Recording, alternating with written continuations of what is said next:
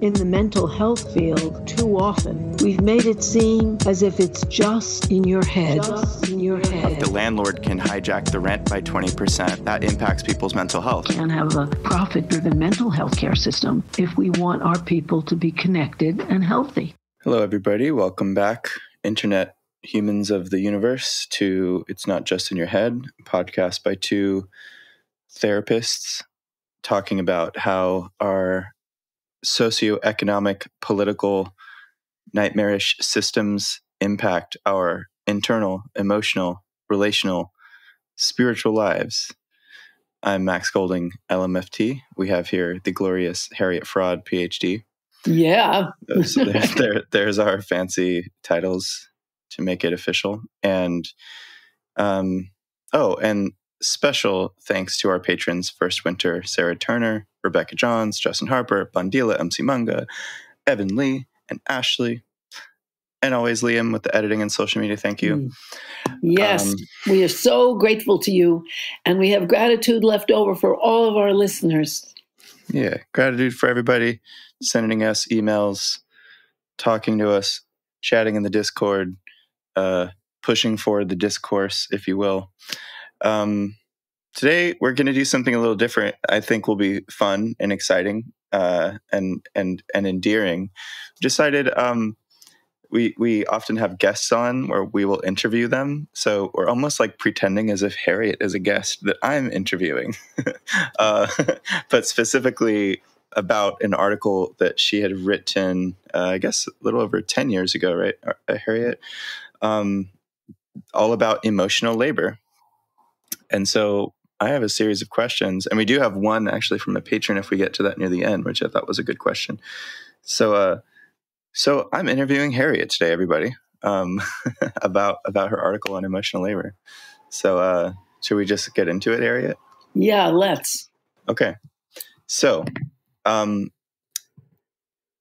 just start with the basics. What is emotional labor? Well, emotional labor, in sort of an abstract but thorough way, is the expenditure of brain, muscle, and emotion. And it can be expended to make someone feel comfortable, to feel good, to feel terrible. But what one does is put oneself in another person's feelings and try to have an effect on those feelings. And it is utterly essential to human life. And because it's been kind of an assumed part of women's labor, taking care of people emotionally, it has not been quantified. It has not even been defined until at the same time Arlie Hochschild and I, Harriet Fraud, began writing about it, because it's part of the invisible labor that women have been doing to really allow the species to survive. Now, that may sound like an extravagant claim, but if a baby isn't held, talked to, looked at, it doesn't thrive. There's a disease called failure to thrive, where the child loses all motivation to live. They don't learn to pick up their head. They don't learn to turn over, no less sit up and walk. They basically die unless they are picked up, talked to, held, and interacted with. And they found that out because in World War II, a lot of children were put in orphanages.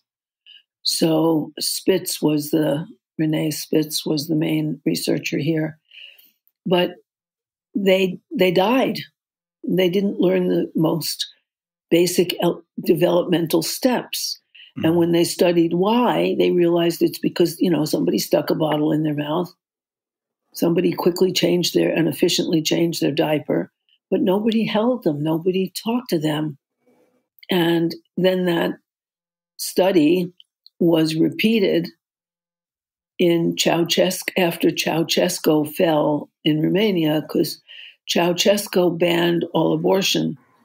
And so millions of women had babies and gave them up to orphanages where they were routinely physically maintained but never emotionally interacted with, and they too failed to thrive. It's, if a baby comes in to a pediatric ward, and when I was a graduate student, actually an intern at Yale. There were people who brought their babies in because they didn't developmentally improve the way they should have, and they didn't know why. And it was because nobody cared for them. Nobody picked them up and crooned to them and looked at them and held them. And that is all emotional labor, relating emotionally to this little creature.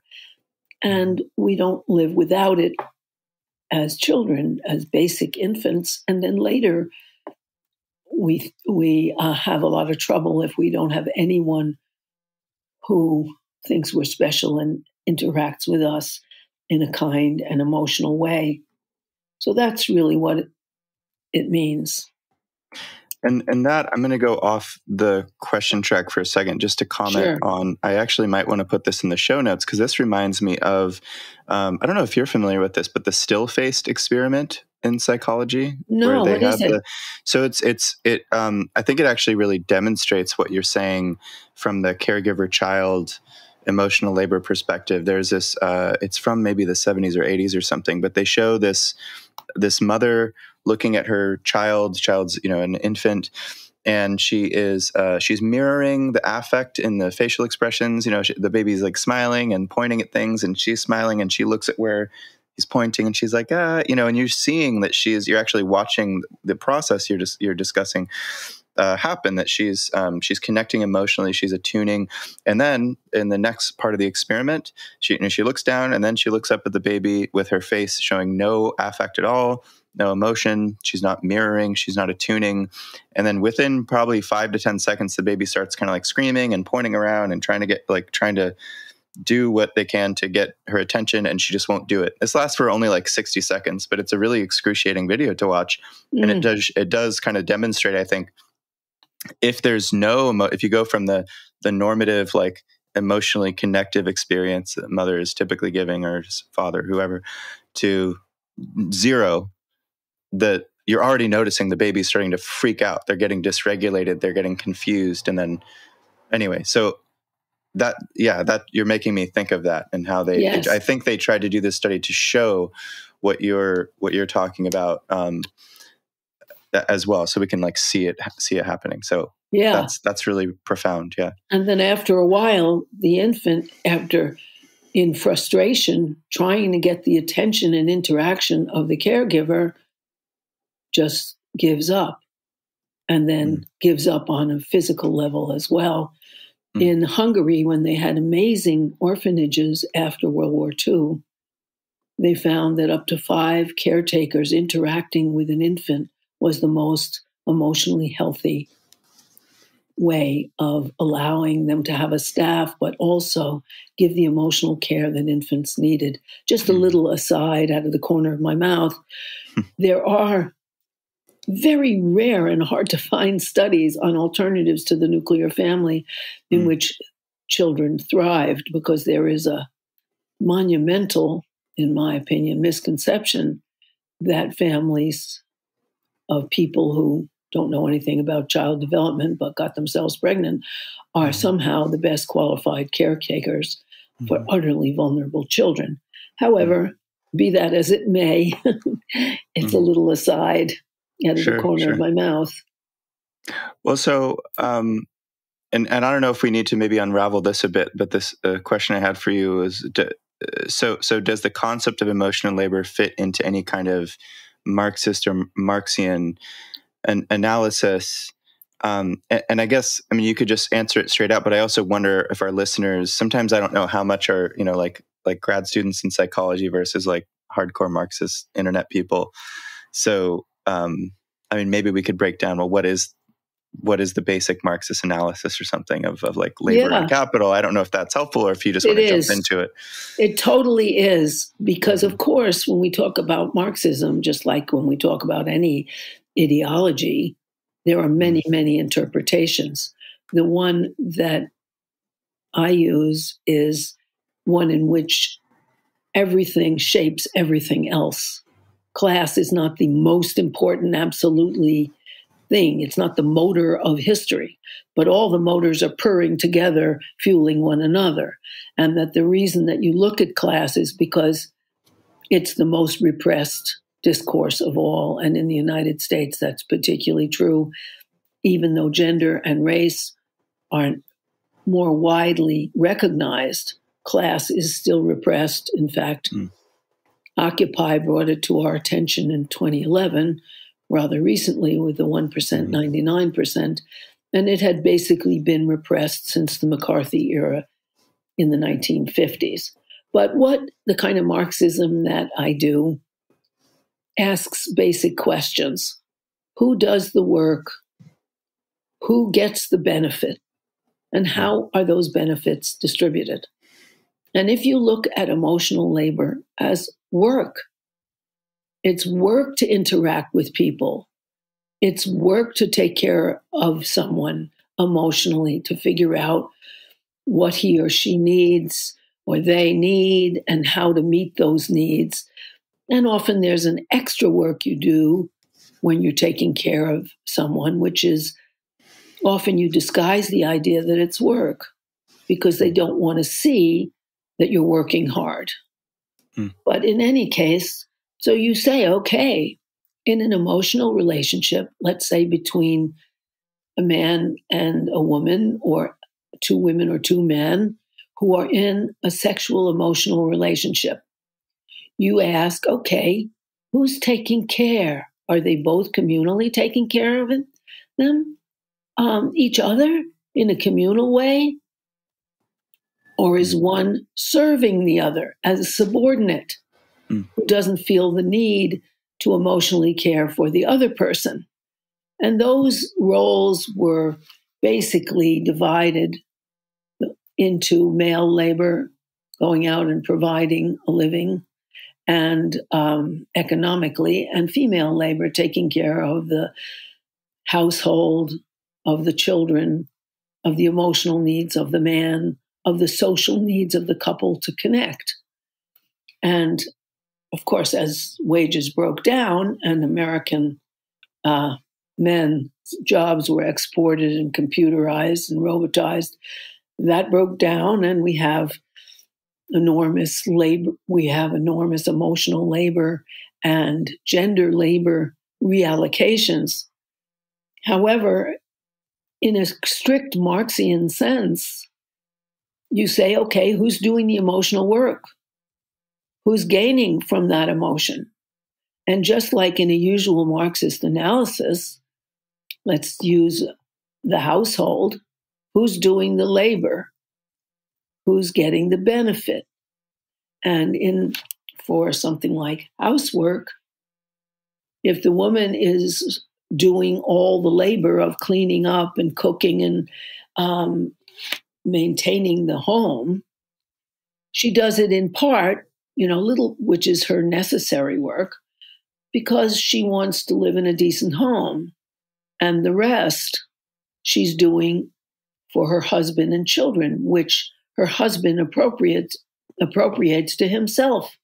So that if a woman is doing all the cleaning, taking care of the children, taking care of the house, ironing his shirt so he can go into work starched, she's doing the domestic and the emotional labor, while he is indifferent to that and assumes it and doesn't understand the gift that he's getting, the gift of the clean shirt on his back, the gift of the kindness of listening to him and dealing with him if he comes home angry, trying to soothe him or trying to figure out what he needs, and also usually trying to figure out how much work it is to do that so that no added burden is put. So it fits very nicely into a Marxian analysis of that kind. And that kind of Marxian analysis is developed by Resnick and Wolf in Knowledge and Class, by all their work together, and also by a collection, Class and its others, in which I have an article that's a 2-volume work. And then there's another more recent book, Class Struggle on the Home Front, where I am a primary author along with Resnick and Wolf. And that's where the article on toiling in the field of emotion is. And there's a newer anthology called Knowledge and Class, Marxism Without Guarantees, in which I have a piece on sex work, but they're pieces from many Marxists that work this way. At any rate, so we're talking about emotional labor, which fits very nicely because it is work. Mm-hmm. People get burnout from it. So, and this will segue into an emotional surplus question I have for you in a moment, but just to actually backtrack, so I think for any listeners, the super simplified way I tend to think of the more, I guess, the more traditional, I don't want to say like masculinist Marxist analysis, but that original concept from labor theory value to whatever terms we want to use is, you get, without thinking about things like emotional labor or more feminized care as we think of it, childcare and domestic labor and such, you have a worker and they work for a wage and they get paid less than the full value of their labor. And so the surplus value or profit is what the capitalist tends to keep, right? That's that more traditional analysis.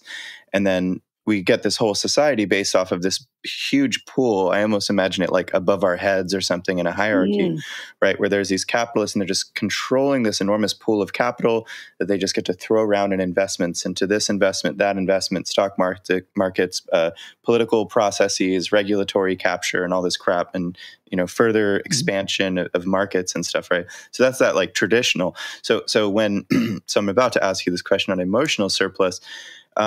The value surplus or profit or capital surplus, whatever terms, in that sense, we usually think of strictly in that in a financial way, right? The capitalists just like hold this big surplus. It's like sitting in a bank, and then they get to use it for other stuff. So this concept of emotional surplus you write about in this article of toiling in the emotion. In the field of emotional labor. In the field of emotion. So emotional surplus, as opposed to this other Marxian concept of surplus. What is emotional surplus? Emotional surplus is the extra. There's a certain amount of necessary emotional labor that you have just to feel okay and survive as a human being. If you give more than I guess I'll backtrack and say it in a clearer way, I hope, which is a capitalist will pay what is necessary, the minimum that he can or she or they can get away with to give you so you survive to come into work the next day. And also the minimum that they can give within the society what's considered okay, right? Mm-hmm. And anything over that, the capitalist takes and uses to do whatever he, she, or they want. Now, if in terms of emotional surplus, you give out as much as people need, but you save something for yourself. If you don't, you experience depression, you experience burnout, and in an extreme case, you experience madness. You leave altogether because you don't have, it's like starvation. You don't have the amount of emotional care to give to yourself. And I remember a case that R.D. Laing writes about in his book, Sanity, Madness, and the Family, in which he talks of a young woman who thinks of herself as a tennis ball. And she keeps whacking her head around as if she's this ball being whacked. And further exploration in the case leads to the fact that she lived with two hostile parents who wouldn't talk to each other, but always depended on her. Tell your father to pass the salt. Tell your mother it's over there. Tell you every communication, so that her emotions were hostage to the fighting between them until her mental breakdown consisted of having no necessary emotional care for herself left, and her becoming mad and imagining herself as a tennis ball. Because we all need a certain amount of something. For a lot of kids, if they're in an unhappy family, they get that through dissociating. They just go somewhere else in their head. They just think, while their parents are yelling at them, they're imagining they're on their bicycle or something else. So they leave. And that way they sustain themselves. That's a normal thing. But you need to have a minimum to sustain yourself, or you get burnout or you become insane. It's that crucial. Well, and I'm trying to wrap my head around the surplus concept too here. So let me to see if I understand. So let's say in this traditional, I guess, heteronormative nuclear family, you have, it's the 1950s, if we want to make it even more clear or something, right? That you have, husband gets home. Hi, honey. Hi, kids. Whatever. The wife is so friendly. She gives him a kiss. She sets the table and she does all this stuff. And there's not just the physical stuff she's done. She's like cooked the food and all this stuff.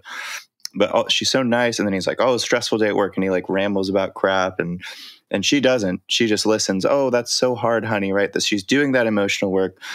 That would we, maybe this is too in the weeds of trying to understand the surplus concept, but is it almost as if it's like he's holding the surplus, like he's gotten all this extra, but also because, and I think in part because if this is a repressed discourse, or if it's not, if this was never normalized in any kind of conceptualization within a family or relationship, it was just assumed that he would receive this, that it was invisible, in the sense that he had just taken a lot from someone, in thinking that it was just it was as normal as like gravity pulling things down, or I don't know, oxygen being in the air, that he will just have this emotional container for himself where he'll feel pretty good most of the time. He'll feel confident, he'll feel secure, and little does he know there's actually someone doing a lot of work so that he will feel this way. So he's sort of containing this surplus or an extra amount of this sort of emotional, and it's almost maybe in an energetic sense. It's like she has given all this emotional energy and now he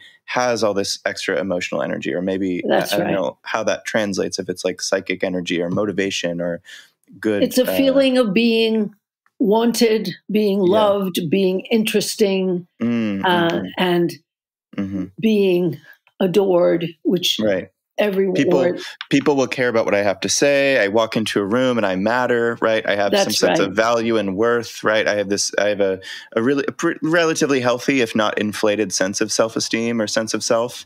But someone had actually installed that into me through listening and caring and mirroring my affect and saying, oh, well, put up your feet, I'll give you a foot massage because you're feeling so upset about work, and oh, your boss was so mean to you, or right. Exactly. But the person giving all the labor, you're saying on the other side is, and I don't know if we want to call this emotional exploitation or not. It is. It's emotional exploitation because because if it's not reciprocated, then the other eventually they end up depleted. Right. So that's what you're saying, is that this will result in the person who's if the inequality is so great, let's say the woman in the situation, she might be experiencing depression. She might start popping a bunch of pills. She might develop, I don't know, some drinking problems, or she might start having all these resentful, she's starting to say passive aggressive things to him because she doesn't know how to get out of the role, replenish her emotional labor and have an affair with somebody adoring. You don't know, but she's got to replenish her fountain of emotional labor, because she doesn't get a reciprocal emotional appreciation and acknowledgement from her partner. Right. Okay. And maybe we should say too, it's not a 100% gendered thing. There's, people listening might say, oh, well, like a man might listen, or, LGBT community might be like, oh, well, this doesn't, this works out in this way and that way, not in this hetero sense. So just to name that. But so also moving on, this is a good kind of segue to this other question. So why and how has the analysis around emotional and caring labor been repressed? That's the term you've used, repressed, in traditional Marxian and even heterodox economic analysis? Well, part of it is the contributions of women were not counted. They were attributed to the genetic proclivity towards nest making of women, or women's biological need when they fall in love to take care of a man emotionally. And therefore it was attributed not to labor, but to an instinctual manifestation, which of course is biologizing social reality and trying to excuse labor that way, that women are destined by our biology to serve chosen men. And that those theories were very big. And so that was part of it. Another part of it was within a male supremacist society, like most have been, women are designed as men's helpers, helpers in sexuality, helpers in domestic preparation for the world, helpers in creating a home, helpers in a zillion things that men might want. And they are designed to be subordinate. And that's not only so antiquated. The biggest religious denomination in the United States is the Baptists, ruled by the rules of the Southern Convention, Baptist Convention, which requires that women be subordinate to men. Men are supposed to be protective. Women are supposed to be subordinate. And that subordination can be wildly exaggerated, as it is with evangelical extremists, some of whom, one of whom, a man named Wilson, that's his last name, who is the head of the homeschooling division for Christian schools, says, and the head of Christ Church, a very big megachurch, he says, modern society has stripped men of their intended roles, including their sexual mores. He has written that the sexual act, this is Wilson, cannot be made into an egalitarian pleasuring party, neither can any other aspect of their personal lives. Instead, a man penetrates, conquers, colonizes, plants, while a woman receives, surrenders, accepts. That true authority and true submission is a necessity. Okay? That's a very modern take from the evangelical community. Now, it isn't as extreme in the Southern Baptist Convention, but a woman cannot be ahead of a man. So a woman can't be a supervisor in a plant where she supervises men. Men are in charge, and they should be protective. Women are ordained to be subordinate. That's why women can't be priests. Women can't be ministers in denominations. And that's true of all the current Orthodox denominations, whether they're Muslim or whether they're Orthodox Jewish or whether they're Catholic or whether they're evangelical Protestant, which takes a lot of America. So we're talking about a mass phenomenon of denial of women's work and emotional work, and basically saying that that is their biological role in religion ordained by God. So it has a God stamp on it. Well, it also sounds like there's a biological role, but they're saying that they're codifying it into a social role, because you're kind of saying, to answer that question of like, why has this been repressed? Even in, say, the Marxian, we tend to think of, Marx is writing in the 19th century, and kind of, I guess some would say, kind of came out of the Enlightenment and everything. But you're tracing back. There's this in Europe, especially, really throughout the world in the Abrahamic religion cultures, that there's been a very, very, very long ideological history of passing down a story about gender roles. Yes. And one of those being that women really are supposed to be in these subservient roles. And it's been pretty codified. Within the church structure, like you're saying, you can't have leadership roles. Then you look into the economy and you say, well, same thing. Women can't be a manager over a man and stuff.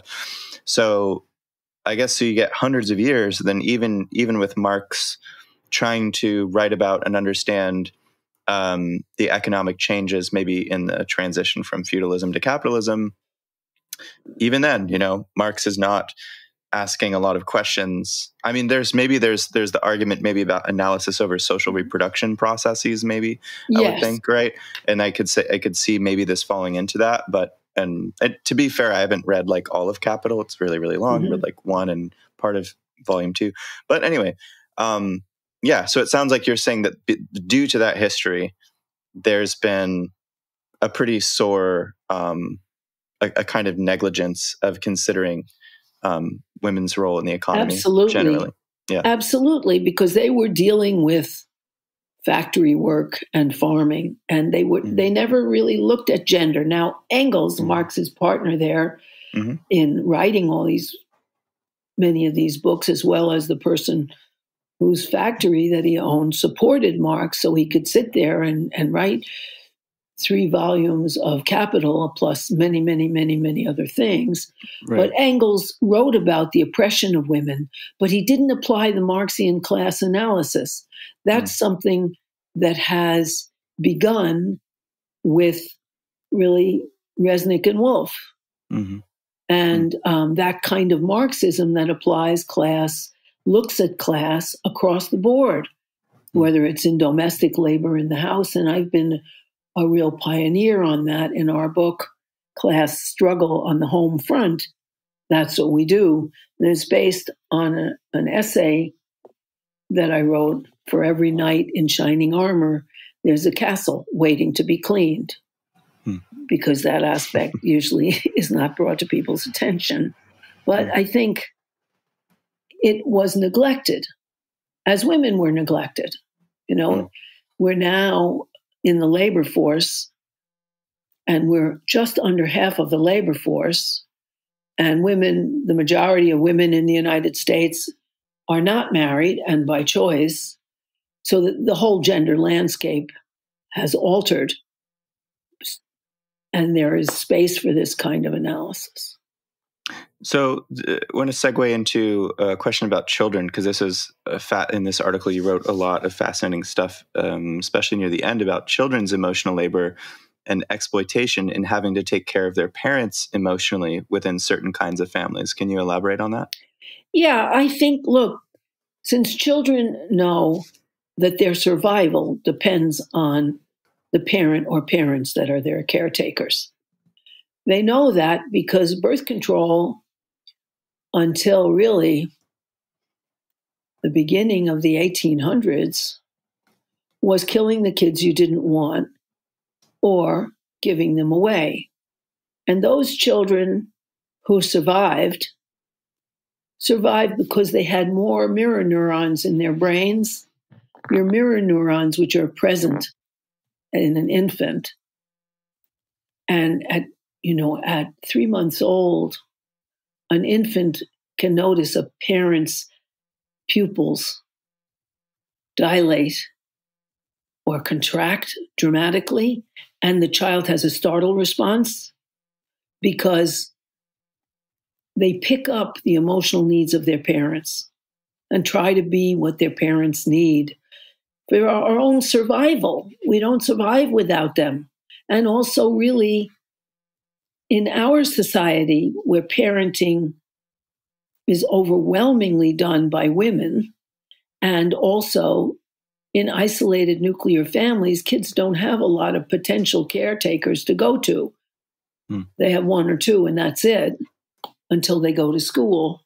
That's when child abuse goes way down, partly because kids can run at 6, and partly because they're away for 6 hours a day at school. But that, children survive by meeting their parents' emotional needs however they can. And of course, parents' emotional needs are contradictory. They pick up different needs. But that's a huge aspect of children's emotional labor. And children, too, when they can't do the job of cheering up this person who's chronically depressed or changing the irrational anger of a parent, they check out. They go into their own imagination. And if they're really, really in a terrible situation, they create an alternative child who's there instead of them, or go mad. So that children do emotionally labor for their parents. Mm-hmm. It's usually not until adolescence. Really, it starts at about 9 or 10, where the peer group starts to be more important than these parents. And children have an inkling that they could maybe survive without these parents. Right. But those are not Made me think about my childhood and why I became a therapist, how I got so much practice early on. Yes, absolutely. Probably a lot of us growing up. Well, that's the biggest Freudian slip of therapists, to say my parents instead of my patients. Well, this also is a nice segue because so you write about the authoritarian family, which maybe you could elaborate on. So how does the authoritarian family fall into your analysis of emotional labor and emotional exploitation within the family? Well, in the authoritarian family, there is the head of the family, who is usually the man. It's just like the head of the church and the body of the faithful, because the women are the bodies, the men are the brains.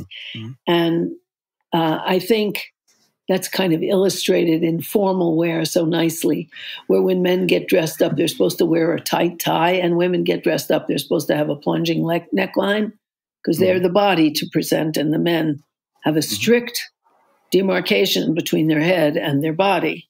Mm. But I think, I'm sorry I got off the track. Ask the question again. I'm sure I lost everybody. Well, it's just how it's this. So the authoritarian family, it's like a phrase that you use, right? So how do you fit the analysis of emotional labor and exploitation into this structure of an authoritarian family? That's a really good question. In an authoritarian family, there is no flexibility. It's fascistic in that there's only one way to do anything, and that's the authority's way. And you have to obey. And the greatest good is obeying the authoritarian parents, authoritarian father, and secondarily the authoritarian mother.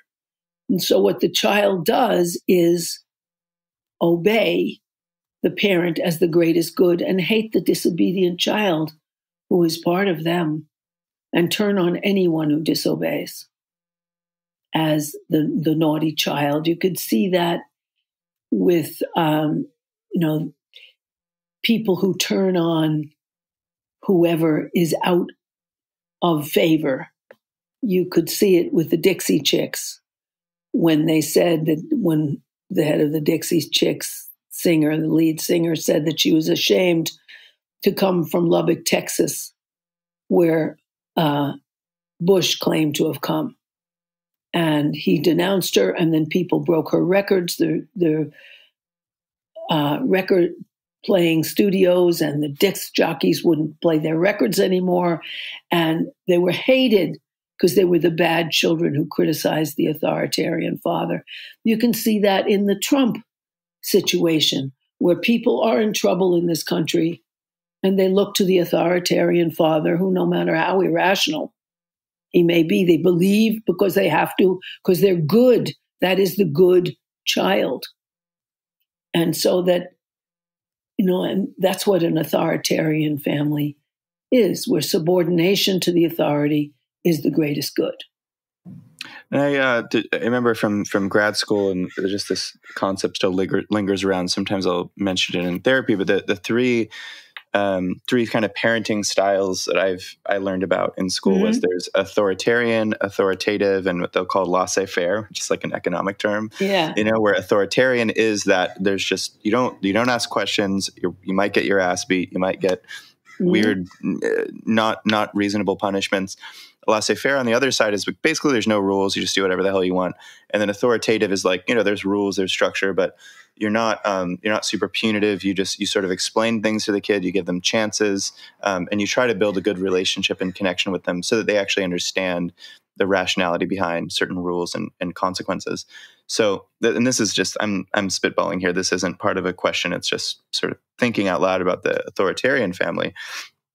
Because this authoritarian family you're saying is there's just, like you're saying, there's no flexibility. I wonder what, I guess for kids, like the emotional labor aspect, like if, I guess this maybe isn't, I'm not formulating a question anymore. I think I'm just trying to like conceptualize this, that for kids, I would imagine it being really hard that you probably are having to do emotional labor for the parents in that they are probably really sort of rigid and not very emotionally expressive themselves unless it's anger. Right. Most likely, right? So you're having to either like sort of absorb that and internalize it or do some sort of soothing for the angry parent. So anyway, that's just a rant on my part. And obedience is a soothing.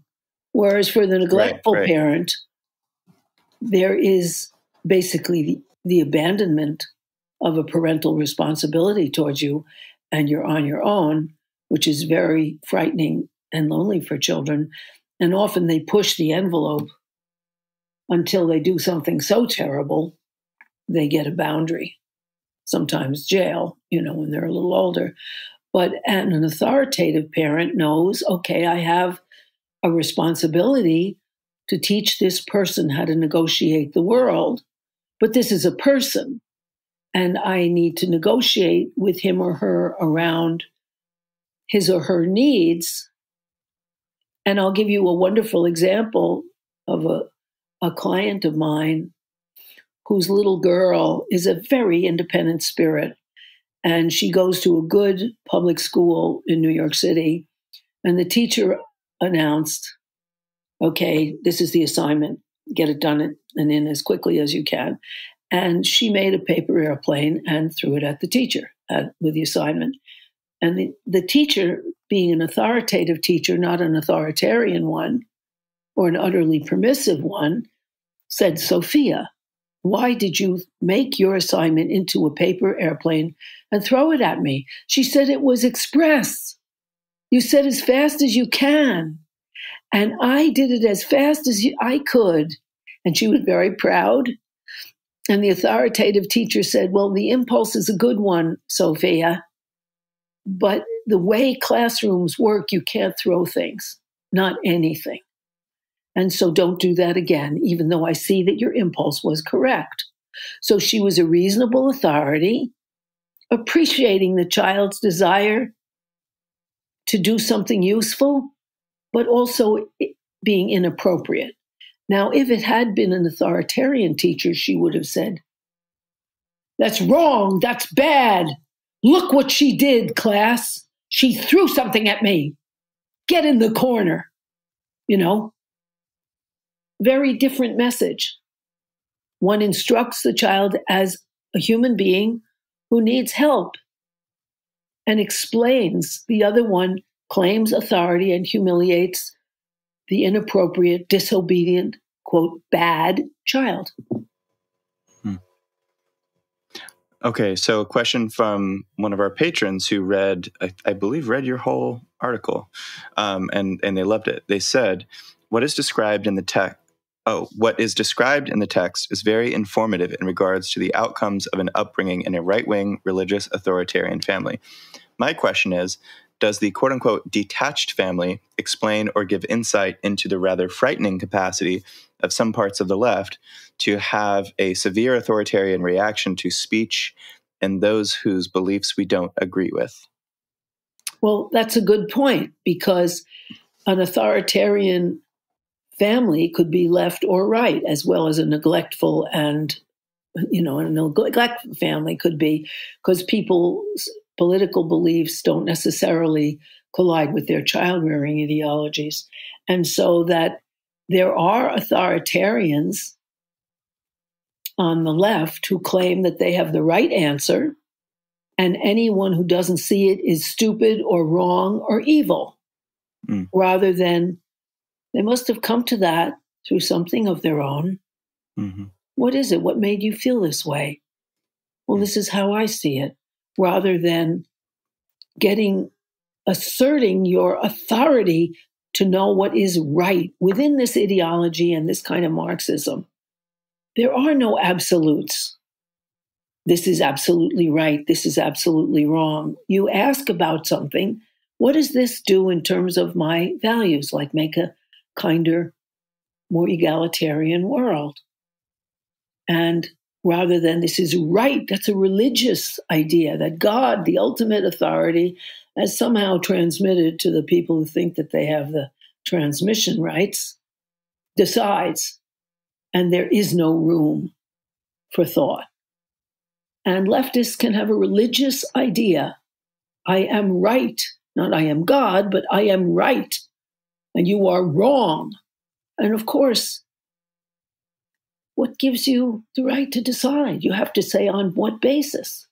And you could decide it is wrong to countervail, let's say, the January 6th, to countervail the democratic process of elections, to claim you've won when you haven't, and start to try to storm the Capitol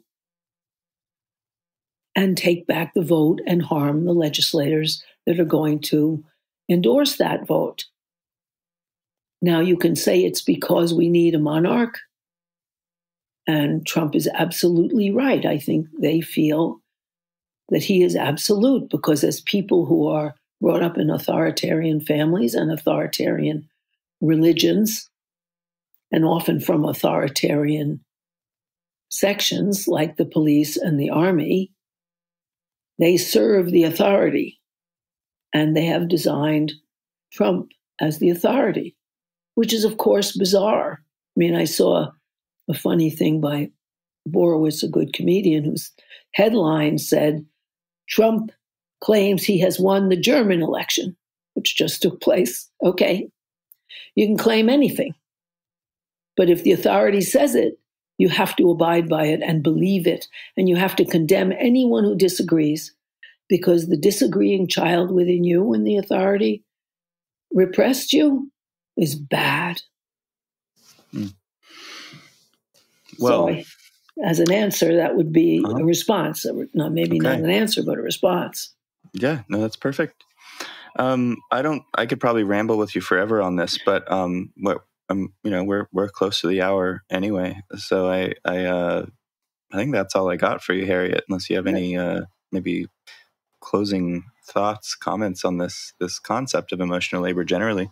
Well, what I have is that it's an important concept, but no concept captures the multicolored, multifaceted aspects of human life. However, since class is the most neglected discourse in the United States and in a lot of the world, it is important that we look at the class dimensions, because I don't think women can be treated equally unless we look at, okay, who's working for who gets the benefit everywhere. There's a really interesting case that I read about, and we'll read more about, in Kenya, where a man worked outside the home for 6 years and sent most of his salary home to his wife, who maintained the home. And then they wanted a divorce. And the judge decided, okay, you can divide up the house, but you need to counter in the salary of the wife for doing all that cleaning and all that fixing and all that managing all those years when you weren't even there. And so what she was doing was taking the idea that we've developed, that this is on domestic labor, not on emotional labor, but she was saying that's labor. That has to be counted in this divorce. Someone wasn't paid their salary. The salary has to be paid before this divorce continues and any further division continues. Well, if emotional labor were recognized, that too would have to be counted. And part of the way you've kept women down is by making invisible what we do and what value it has to the society. So that women who've been home, who've been doing heavy emotional labor, can come to a job interview. What have you been doing? Nothing. No, I've been managing a home. I've been taking care of my husband emotionally. And one of the reasons that the majority of managers in the United States now are women is because we've learned to negotiate. We've learned to see the other. And the authoritarian, we have less of an authoritarian approach, which works less and less in a workplace. And the kind of people who are in the news lately, like R. Kelly, abusing all those young teen women, or Cuomo abusing the women in his office, were authoritarian, ignoring those people's rights as people and taking it in a sexual direction, as well as a general bullying direction. Bullying is establishing your authority over someone else and demanding their submission. So it's beginning to be recognized. But in our society, unless things are monetized, they're not valued very much. And that too has to be monetized. Alrighty, Harriet. Well, thank you so much for answering these questions about your article, Toiling in the Field of Emotion. Well, glad you wanted to know about it, and I hope our listeners do too. Yeah, it was a good article. And is there a place, would I be able to link it in the show notes or no? Because I think you'd sent me like a file of it. Is it published anywhere online, or would folks have to get the book where it's published in? No, they could look it up online, fraud, emotional labor, and find stuff. Okay. If you have something, I'll just email you after and see if I can get something in there if anyone wants to read more. Okay. Thank you. Thank you. If anyone wants to become a patron, you go to patreon.com/itsnotjustinyourhead. If you want to email us questions, like reactions to this episode, ask Harriet questions to elaborate on something. If you disagree with something we said, just email us at itsnotjustinyourhead@gmail.com.